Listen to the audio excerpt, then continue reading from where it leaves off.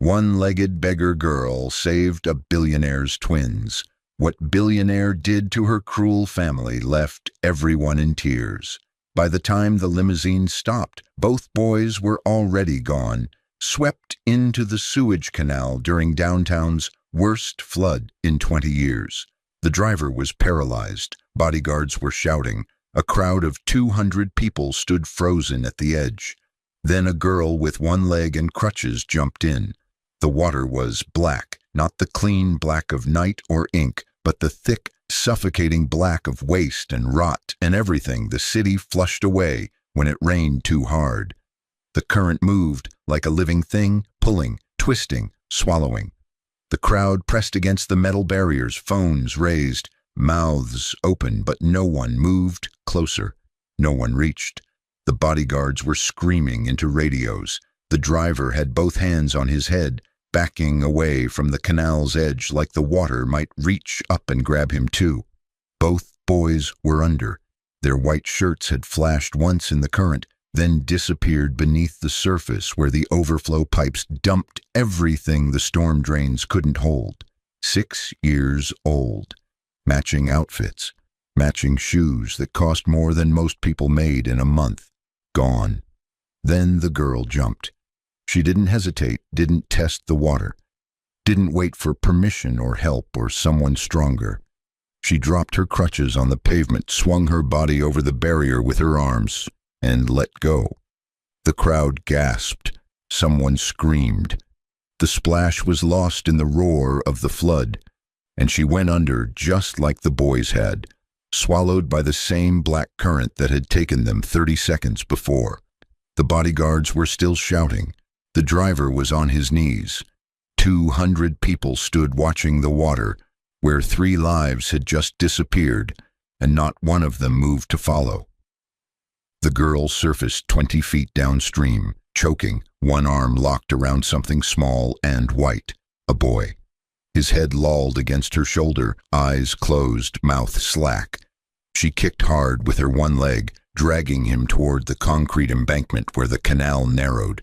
The current fought her, pulled at her clothes, her hair, the boy's limp body. She didn't let go.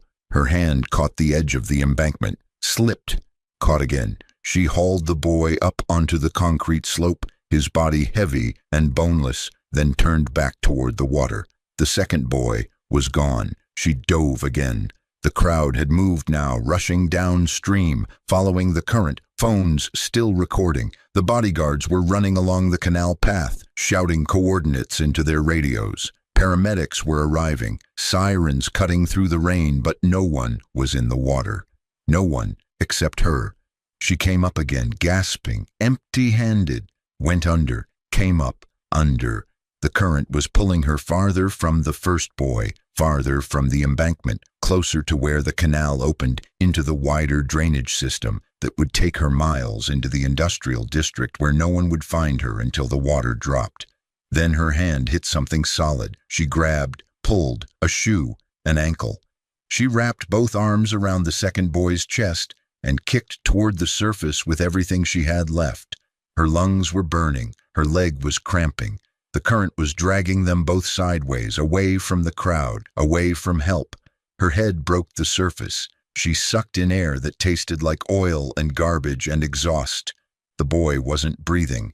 She kept his face above water, kicking, pulling, fighting the current that wanted them both back under. The concrete embankment was impossibly far. Her arms were shaking. Her vision was blurring. Something hit her shoulder, a rope. She grabbed it without thinking, and hands were pulling, hauling them both toward the edge, voices shouting words she couldn't understand through the water in her ears and the roar in her head. They dragged her onto the concrete.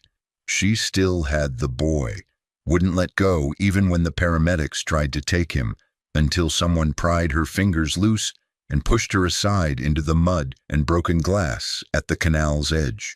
The boy wasn't breathing.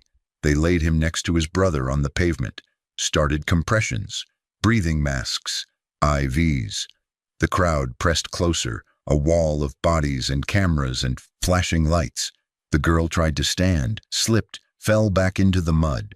Someone kicked her hand, reaching for her crutches, not on purpose, just reaching for a better view, a better angle, not looking down at what was beneath their feet. She crawled toward the concrete barrier where her crutches had fallen. "Get back! Everyone back! Give them space!"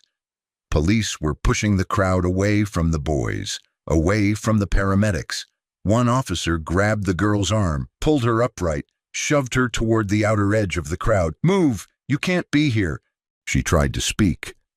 Couldn't. Her throat was raw. She was shaking so hard her teeth were chattering. Water streamed from her clothes, her hair, mixing with the blood from where the concrete had scraped her arms, her side, her stump. "I said move." He pushed her again. She stumbled, caught herself on the barrier, looked back at the boys. One was coughing, vomiting water. The other wasn't moving. Paramedics were still working, fast, mechanical, efficient. A helicopter was landing in the intersection, rotors whipping rain sideways, scattering the crowd. A man jumped out before it fully touched down. Tall, gray suit soaked through, moving like he could walk through walls if they didn't open fast enough. The billionaire. He ran to his sons, dropped to his knees between them, touched their faces, their hair, their chests. The paramedics were talking fast, medical terms, percentages, reassurances. Both boys were breathing now, crying, reaching for their father. He never looked at the girl. The police were moving everyone back, creating a perimeter, clearing space for the helicopter. The girl was on the wrong side of the line, in the mud, bleeding, shivering. An officer grabbed her shoulder. "Let's go. This isn't a show." You homeless? Hi. No, ID. She didn't have ID. Didn't have anything except the clothes on her body and the crutches she couldn't reach, and $47 buried in a jar 2 miles away, under the 4th Street overpass. "Come with me." They kept her at the downtown station for 4 hours. Room with no windows. Plastic chair bolted to the floor. She sat there dripping canal water onto concrete that had been stained by 1,000 other people who'd dripped 1,000 other things. Her stump throbbed. The place where her right leg ended just below the knee was swelling inside the wrap she'd made from old t-shirts, and something hot and wrong was spreading up toward her thigh. Infection. She recognized the feeling, had felt it before. A detective came in twice, asked her name, asked why she was at the canal, asked how she knew the boys would be there, asked if anyone had paid her to be there, asked if she'd been following the family, asked why she jumped, asked why she didn't wait for help, asked if she understood that interfering with a crime scene was a serious offense. Crime scene. She answered when she could. Didn't answer when she couldn't. Her voice came out ruined, scraped raw by canal water and whatever chemicals the city dumped to keep the sewage from backing up into the streets. "I saw them go in. I jumped. That's all." "That's all?" "Yes. You just happened to be there." "I'm always there." "Why?" She looked at him. He looked back. Neither of them said what they both knew. She was there because that's where people with nowhere else to go ended up. At intersections, under overpasses, anywhere the traffic was thick enough and the lights were long enough, and people felt guilty enough to hand over their change. They released her after midnight. No charges, no apology, no medical attention. A female officer gave her a blanket that smelled like mildew and told her there was a shelter on 15th that opened at 6. The girl walked 7 miles back to the 4th Street overpass, crutches digging into her armpits, stump throbbing with every step, fever starting to build behind her eyes, in her joints, in the hot, swollen place where her leg used to be. She reached the overpass at dawn, dug up her jar from where she'd buried it between the concrete pillar and the drainage grate. $47, 3 years of coins, still there. She buried it again and lay down on the cardboard she kept hidden behind the pillar, and closed her eyes and tried not to think about the voice that lived in her head. The one that sounded like her stepfather, the one that had been there since she was 14. I'm not wasting money on a cripple's surgery. Her name was Thandiwe, 17 years old, born in a village 4 hours north of the city, where the land was red and the river was brown, and people still remembered her father, remembered the day he drowned, saving 3 children from the flood that took out the old bridge, remembered how her mother wailed for a week and then went silent and then married Jabari within the year because a widow with a daughter couldn't survive alone. Jabari had been kind at first, brought food, fixed the roof, smiled at Thandiwe and called her daughter like he meant it. Then her mother got sick, pneumonia, no clinic, no medicine, dead within 6 months. After that, Jabari stopped smiling. He kept the bride price, kept the land, brought in a new wife, had 2 sons within 3 years. Thandiwe became the extra mouth, the burden, the girl who looked too much like her dead mother and reminded him of obligations he didn't want to keep.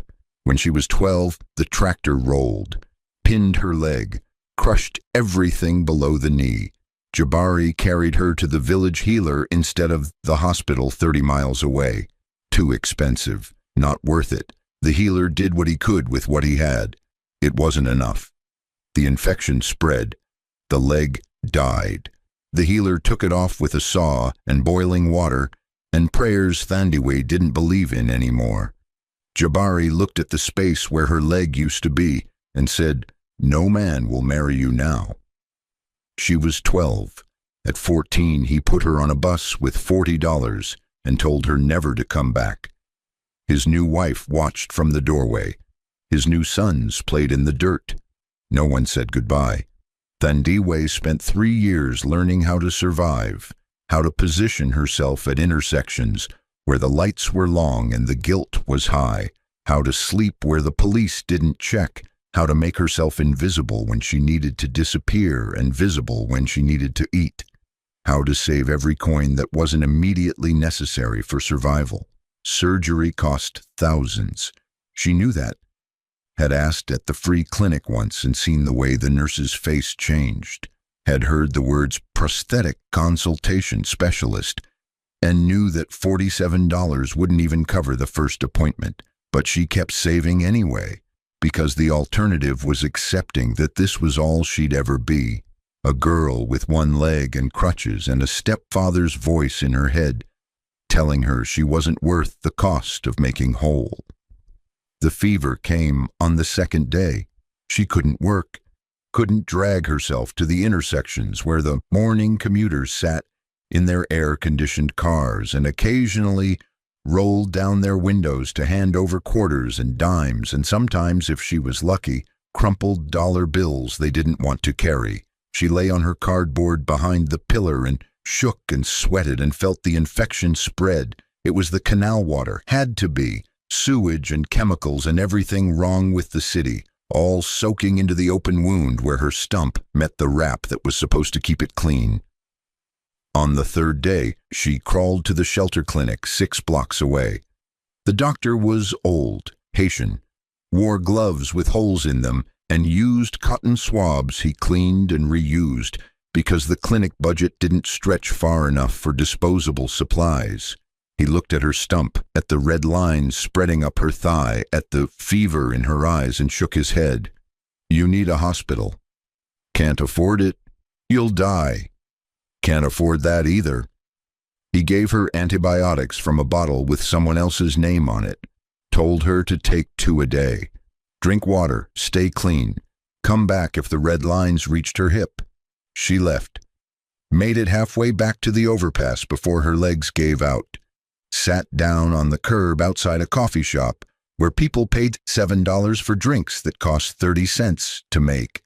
A woman walked past, saw her, walked faster. A man dropped $1 in her lap without looking at her face. The television in the coffee shop window was on, sound off, captions scrolling. She watched without meaning to. The footage was from the canal, the helicopter landing, the boys being carried on stretchers, the billionaire's face, the headline, "Bodyguards save drowning heirs, receive medals and $10,000 each." She stared at the screen. Bodyguards, The footage showed them. Two men in dark suits receiving plaques, shaking hands with the mayor. The billionaire's wife was there, crying, thanking them. The boys were there too, smiling, waving, wrapped in blankets worth more than Thandiwe's entire life.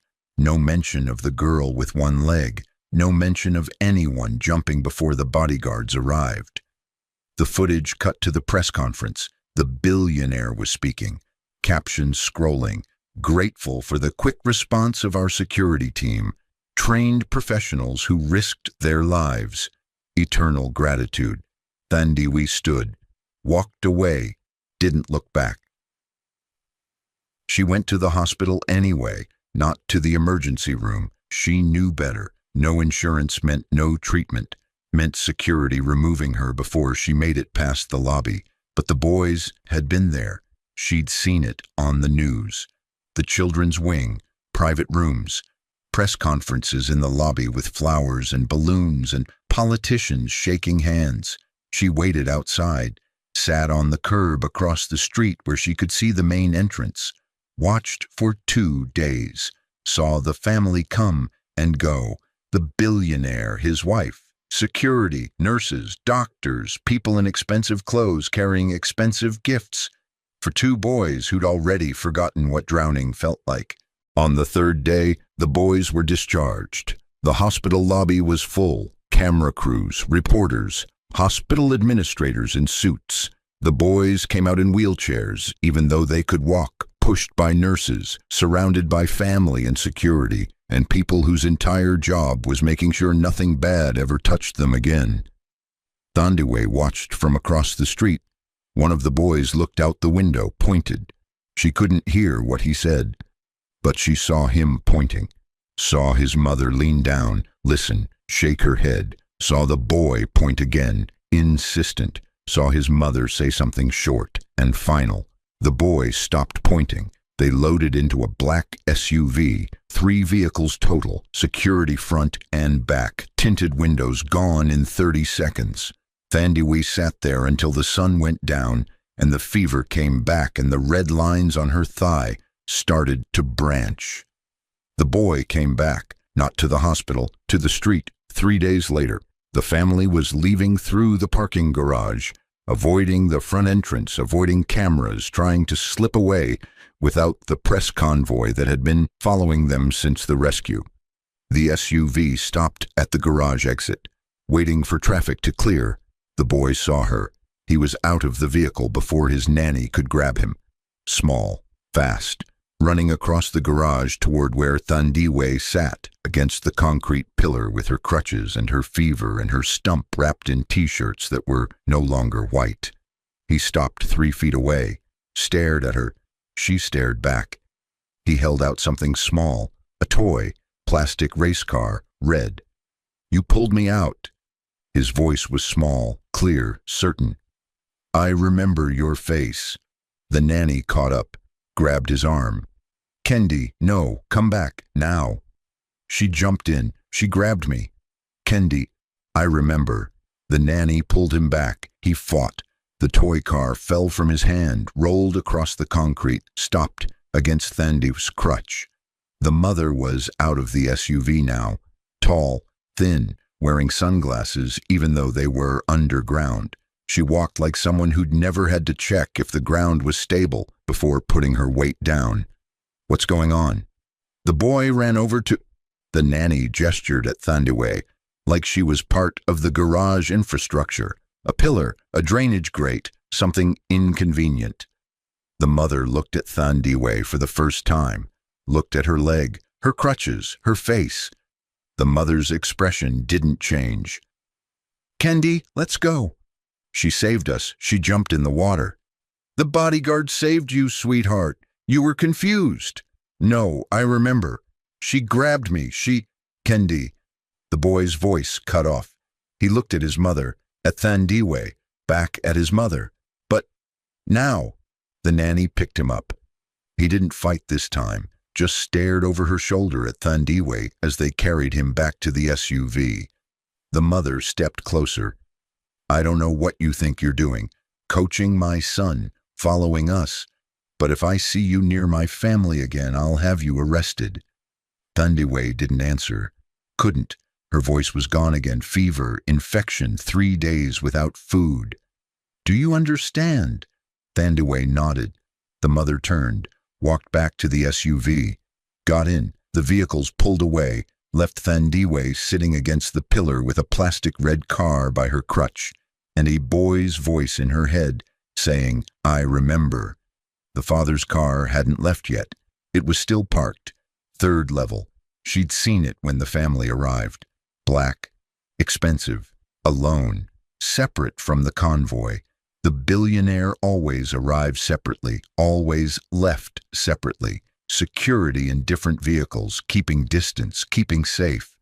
The man himself appeared from the elevator, alone, walking fast, phone to his ear, not looking where he was going because people like him never had to look. The world moved out of their way. He was 15 feet past Thandiwe when his son's voice echoed through the garage. "She jumped in. She grabbed us. No one else moved." The billionaire stopped, turned. The boy was out of the SUV again, running. The nanny was chasing. The mother was shouting. Security was moving. But the boy reached his father first, grabbed his hand, pulled him back toward where Thandiwe sat. Look at her. That's the girl." The billionaire looked. His face didn't change, but something behind his eyes did. A flicker, recognition, not of Thandiwe, of something else. A question he hadn't asked yet. "Kendi, what are you—" "She jumped in, Dad, before anyone else. She has one leg, and she jumped in and grabbed me, and then she grabbed Zuberi, and the water was so fast and she—" "Kendi." The mother had caught up. "That's enough." "But it's true. The bodyguards were on the side. I remember, Mom." Silence spread through the garage. Security had stopped moving. The nanny had stopped chasing. The second boy, Zuberi, was out of the SUV now too, walking over, slower, quieter. "Kendi's right." Zuberi's voice was softer than his brother's. "She got me first, pulled me to the side, then went back for Kendi." The mother opened her mouth, closed it. The billionaire pulled out his phone, typed, waited. His face was stone. Then his phone buzzed. He looked at the screen, looked at Thandiwe, looked at the screen again. "Get me all camera footage from the canal, every angle, private, public, traffic, security, everything within 6 blocks, 30 minutes before and after. Now." He wasn't talking to his wife. Security moved. The billionaire walked closer, stood over Thandiwe. She didn't look up. Couldn't. The fever was back. The shaking, the red lines had reached her hip. "What's your name?" She tried to answer. Nothing came out. "Where are you staying?" She pointed. Up. The overpass visible through the garage opening. "Family." She shook her head. He crouched. Eye level now. She could see his face properly, 50, maybe older, gray at the temples, lines around his eyes, not from smiling. "How old are you?" 17. Her voice came out like gravel. He stood, turned to his security. "Get her to the hospital, private room, best doctors, full workup, everything." "Sir, the press—" "I don't care about the press. Move." They had the footage in 4 hours. Thandiwe was in the hospital by then. 4th floor, private wing, room bigger than anywhere she'd slept in 3 years. Doctors had come and gone, taken blood, scanned her leg, pumped her full of antibiotics that actually worked, given her water that didn't taste like metal and food that didn't come from dumpsters. The billionaire came at midnight, alone. No security, no family, just him and a tablet and a look on his face that Thandiwe couldn't read. He sat in the chair by her bed, turned the tablet toward her. "This is from the traffic camera on 5th. The footage played, silent, time stamp in the corner, the canal, the flood, the crowd, the limousine stopping, the boy's door opening, the current catching them, the driver freezing, the bodyguards running but not jumping, the crowd pressing forward but not helping, then her, dropping her crutches, swinging over the barrier, jumping. The angle was clear, perfect, undeniable. This is from the garage security at the parking structure across the street. Another angle. Closer, her surfacing with the first boy, going back under, coming up with the second, the current pulling them both downstream, her fighting, kicking, dragging them toward the embankment.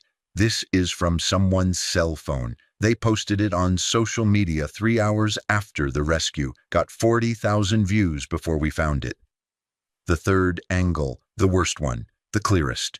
Her pulling the second boy onto the concrete, the paramedics rushing in, someone kicking her hand, the police pushing her away, the crowd trampling her crutches, her crawling through the mud while the cameras focused on the boys, the paramedics, the bodyguards who'd arrived 30 seconds too late. The billionaire stopped the video. The bodyguards were given medals, money, a press conference. I know. You saw it. Yes. You didn't come forward. Would it have mattered? He didn't answer that. I need to know something. His voice was different now, quieter. Why did you jump?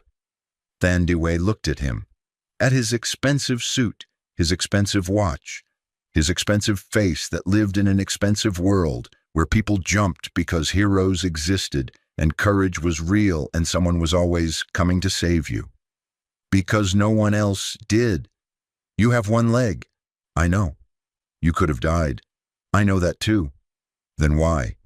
She closed her eyes, saw the water, saw the boys going under, saw the crowd watching, saw 200 people with working legs and strong arms and no excuse standing there while 2 children drowned. Because I knew what it felt like. What? To drown while people watched. Jabari got the call on a Tuesday, village time, which meant nothing happened fast, but word traveled anyway. Traveled through cousins and neighbors and the man at the store who had a phone and a television and knew things before everyone else. The message was simple. Inheritance paperwork, legal matters, city office, come alone. Jabari didn't question it, didn't think twice. He'd been waiting 3 years for someone to remember that Thandiwe's mother had owned land before she married him, that the land technically belonged to Thandiwe now that she was old enough, that if Thandiwe was dead, and she probably was, City 8 girls like her, then the land reverted to him. He pressed his good shirt, oiled his hair, told his wife he'd be back in 2 days with news, told his sons to mind their mother, walked to the bus stop with his head high and his shoulders back like a man about to collect what he was owed. The city looked different than he remembered. Bigger, louder, more people, more cars, more everything. He followed the address on the paper. Downtown, glass buildings, security desks, elevators that moved too fast. 37th floor. The receptionist was expecting him. Led him down a hallway with carpet so thick his footsteps disappeared. Opened a door to a conference room with windows that looked out over the entire city. Thandiwe was there, sitting in a wheelchair, clean, bandaged, hair braided, wearing clothes that fit, looking at him with eyes that didn't look away anymore. Jabari stopped in the doorway. What is this? Come in, Mr. Okafor. The voice came from the far end of the table. The billionaire. Jabari didn't know who he was, didn't recognize the face, just saw expensive and powerful and wrong. Who are you? Sit down. I don't. Sit down. Jabari sat. The billionaire pressed a button. The wall behind him lit up. Screen, footage, the canal, the boys, the jump. Jabari watched. His face didn't move, but his hands did, curling on the table, uncurling, curling again. The footage stopped. You know who this is? It wasn't a question. That's, Jabari's voice caught. That's my stepdaughter. Your stepdaughter. Yes, the one you sent to the city 3 years ago with $40. Jabari's face went pale. She told you that. She didn't have to. We found the bus records.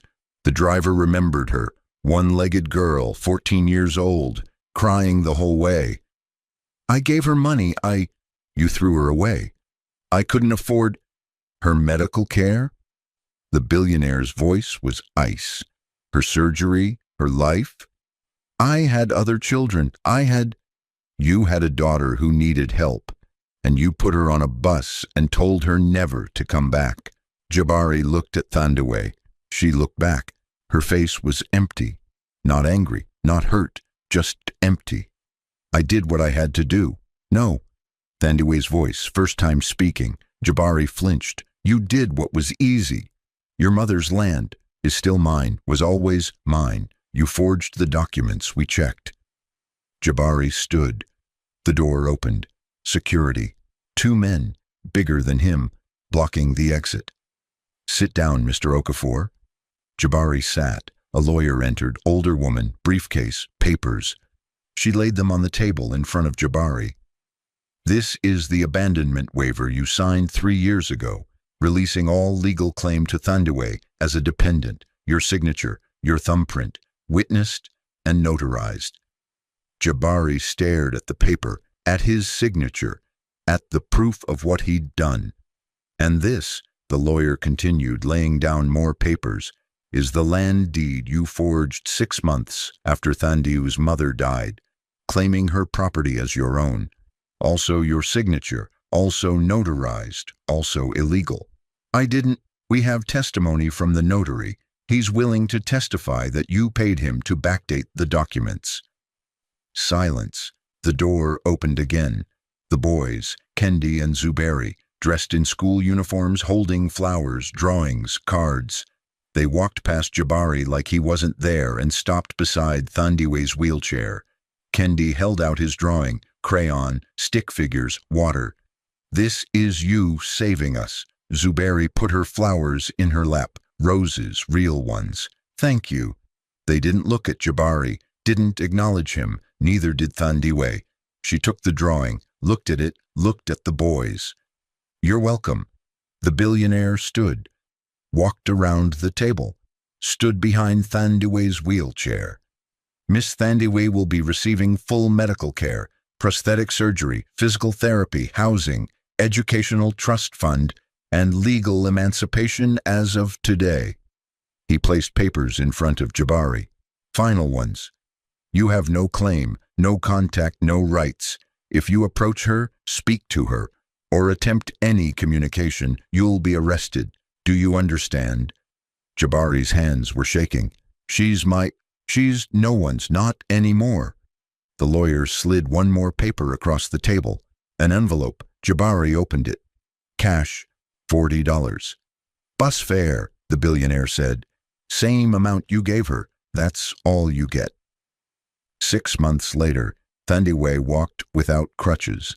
The prosthetic was new, carbon fiber, microprocessor knee, the kind that cost more than her stepfather had made in 5 years. It fit perfectly, moved perfectly, made her almost forget there was a time when walking meant pain and falling and people staring. She was enrolled in high school, senior year, catching up fast, college applications ready, scholarship offers coming in. Not because of the rescue, because of her test scores, her essays, her ability to turn 3 years of survival into something admissions officers called remarkable resilience. She volunteered at the shelter clinic on weekends, teaching first aid, showing people how to clean wounds, recognize infection, save lives with what little they had. The old Haitian doctor supervised. Smiled more now, said she had a gift. The billionaire's family funded a water rescue program in her name. Training, equipment, emergency response for the Canal District, where flooding still happened every time the rain came too hard. The program had saved 4 lives in 3 months. Would save more. Jabari stayed in the village. Word traveled back sometimes. Through cousins, through the man at the store, through people who pitied him and people who didn't. He was alone now. His second wife had left, taken the sons. The land case was tied up in court. His neighbors avoided him. The man who threw away his daughter the man who let her drown in a different kind of water, while he counted money that was never his. Thandiwe didn't think about him much anymore. The memorial dedication was held on a Saturday. Clear sky, no rain. The canal had been cleaned, reinforced, bordered with new railings and emergency stations every 100 feet. The plaque was bronze, mounted on granite, placed where the boys had gone in and where Thandiwe had jumped after them. The words read, "Courage is not the absence of fear, it is the choice to move when no one else will." The crowd was smaller this time. No press, no cameras, just the billionaire's family, city officials, rescue program volunteers, the shelter clinic staff, people whose lives had intersected with Thandiwe's in ways that mattered. Kendi and Zuberi stood on either side of her, 8 years old now, taller, stronger, still identical, still finishing each other's sentences, still looking at her like she was something more than human. Kendi touched the plaque, read the words aloud, looked up at Thandiwe. "Why did you jump when you only had one leg?" The same question, different day, different context, still honest, still waiting for an answer that made sense.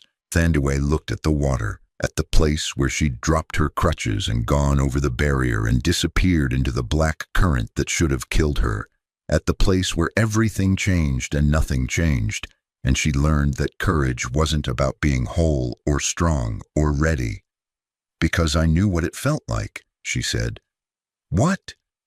"To drown while people watched." The boys were quiet, thinking. The kind of thinking that meant they were trying to understand something bigger than the words being used to explain it. "But you didn't drown," Zuberi said. "No." "And neither did we." "No, because you jumped." "Yes." Kendi looked at the plaque again, at the words, at his reflection in the bronze. "So courage is jumping even when you might drown." "Courage is jumping because someone might drown if you don't." The boys nodded, satisfied. The kind of satisfaction that came from understanding something true, even if you couldn't explain why it was true. The billionaire stepped forward, placed his hand on Thandiwe's shoulder, said nothing. Didn't need to. Everything that needed saying had been said 6 months ago in a hospital room, with footage playing on a tablet and a question hanging in the air about why someone with one leg would jump into water that could kill her. The crowd dispersed slowly. The volunteers went back to the rescue station. The officials went back to their offices. The clinic staff went back to the shelter. The billionaire's family went back to their cars. Thandiwe stayed, stood at the railing, looked at the water, at the bronze plaque, at the place where she'd almost died, saving 2 lives that weren't hers to save, but were hers to protect anyway, because that's what courage meant when no one else was moving. A woman approached. Older, gray hair, kind face. Someone Thandiwe had seen at the shelter clinic but never spoken to. "I wanted to thank you," the woman said. "For what?" "For jumping. For teaching my grandson that heroes don't look like what we expect them to look like." "I'm not a hero." "You jumped when no one else did. That's the definition." Thandiwe shook her head. "I just did what needed doing." "Exactly." The woman smiled, walked away, left Thandiwe alone with the water and the plaque and the truth that she still didn't know how to name. She wasn't a hero, wasn't special, wasn't whole. She was just a girl who'd survived things that should have killed her and decided that surviving meant something more than just staying alive. It meant being the person who jumped when everyone else stood watching. It meant being the person who remembered what drowning felt like and refused to let someone else feel it too. She walked away from the canal, steady, strong, whole in ways that had nothing to do with legs or bodies or the visible shape of courage. She walked away because there was somewhere to go now. School, clinic, home. A life that wasn't measured in coins and intersections and the voice of a stepfather who'd stopped existing, the moment she realized she was worth more than the price he'd refused to pay. She walked away, and the water kept flowing, and the plaque stayed where it was. And two boys grew up knowing that the person who saved them wasn't the person everyone expected. And somewhere in a village 4 hours north, a man sat alone with $40 and the knowledge that he'd thrown away the only thing worth keeping. And none of it changed the fact that when the moment came, when the boys went under and the crowd stood frozen and the bodyguards hesitated, Thandiwe jumped. One leg, one chance, one choice. That was enough.